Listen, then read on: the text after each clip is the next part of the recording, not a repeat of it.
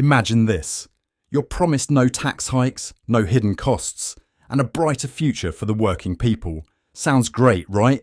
But what if I told you the exact opposite is already happening?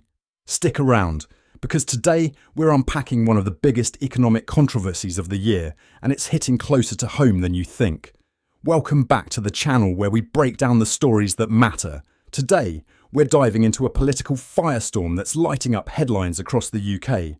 Chancellor Rachel Reeves recently made a bold move, slapping a £25 billion national insurance hike on employers, despite promises to the contrary. But here's the kicker. Economists say it's not just businesses paying the price, it's you. Let's rewind a bit. During the election, Reeves and PM Keir Starmer swore up and down, no national insurance hikes on working people. Fast forward to October 30th, and Reeves announces a massive tax on employers. She claims she kept her promise, but here's where it gets messy.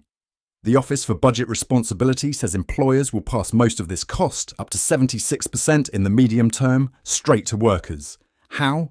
By cutting wage growth, hiking prices, and even laying off staff. Deutsche Bank is already forecasting a staggering 100,000 job losses. And if that wasn't enough, business confidence is plummeting. The latest data shows sentiment is falling at its fastest pace in 2 years, and investors are pulling back. Even major UK employers are warning of £7 billion in increased costs, making layoffs and price hikes unavoidable. But wait, there's more. This isn't just about jobs and wages. According to top economists, the UK's debt situation is spiralling. Andrew Goodwin from Oxford Economics warns that Reeves's budget will drive inflation back above 3% next year. That means higher interest rates, adding billions more to our already record-breaking debt servicing costs. And with the economy shrinking, Reeves could face pressure for even more tax hikes come April. So much for public services living within their means. Oh, and her own business secretary isn't exactly backing her up. Jonathan Reynolds has hinted at more tax increases, but don't worry, he says, they'll be different. Whatever that means, the ripple effects are massive. Businesses like John Lewis are calling this a two-handed tax grab. Salman Amin, a major investor, says it's becoming impossible to justify investing in the UK. And if businesses don't invest, guess who bears the brunt?